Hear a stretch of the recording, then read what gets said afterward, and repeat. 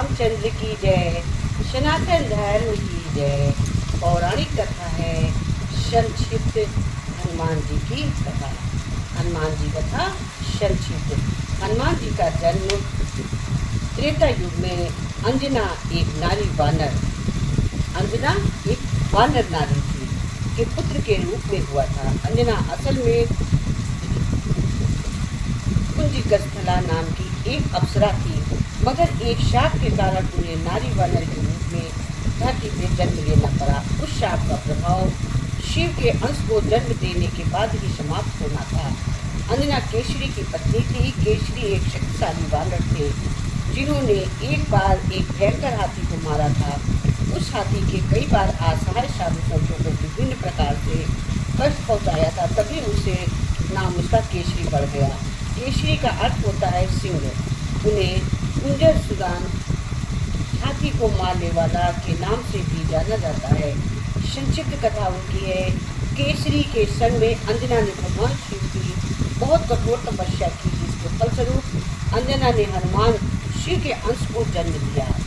जिस समय अंजना शिव की आराधना कर रही थी, उसी समय अयोध्या नरेश दशरथ पुत्र के लिए पुत्र कामना यज्ञ करवा रहे थे। फलस्वरूप उन्हें एक दिव्य फल प्राप्त हुआ, जिससे उनकी रानियों के बराबर हिस्सों में बांटकर ग्रहण किया। इसी के फलस्वरूप उन्हें राम, लखन, भरत और शत्रुघ्न पुत्र रूप में प्राप्त हुए। विधि का विधान ही कहेंगे कि उस दिव्य फल का छोटा सा टुकड़ा एक चील काट के ले गई और उसी वन के ऊपर से उड़ते हुए जहाँ अंजना और केसरी तपस्या कर रहे थे, चील के मुख से वो टुकड़ा नीचे गिर गया।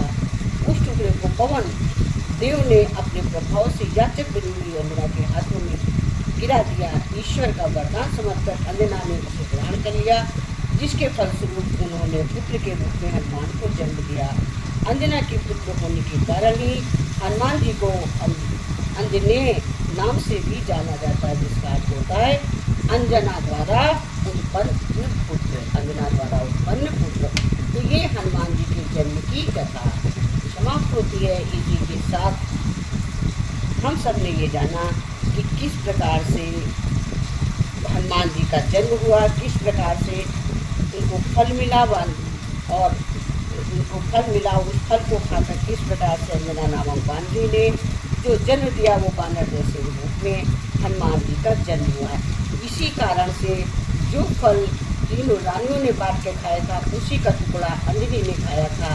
इसीलिए हनुमान जी राम के इतने बड़े भक्त हैं, क्योंकि जो फल उन्होंने खाया था वही फल इसको खाने को मिला। इसीलिए पवन सुत हनुमान राम के अद्वितीय बराबर, हनुमान के बराबर कोई शक्तिशाली दूसरे भक्त नहीं हुआ और सबके कष्टों को निवारण भी करने वाले बोले जाते हैं। संकट मोचन हनुमान बोले जाते हैं, क्योंकि उन्हीं का अंश पाया है, उन्हीं का फल खाया है।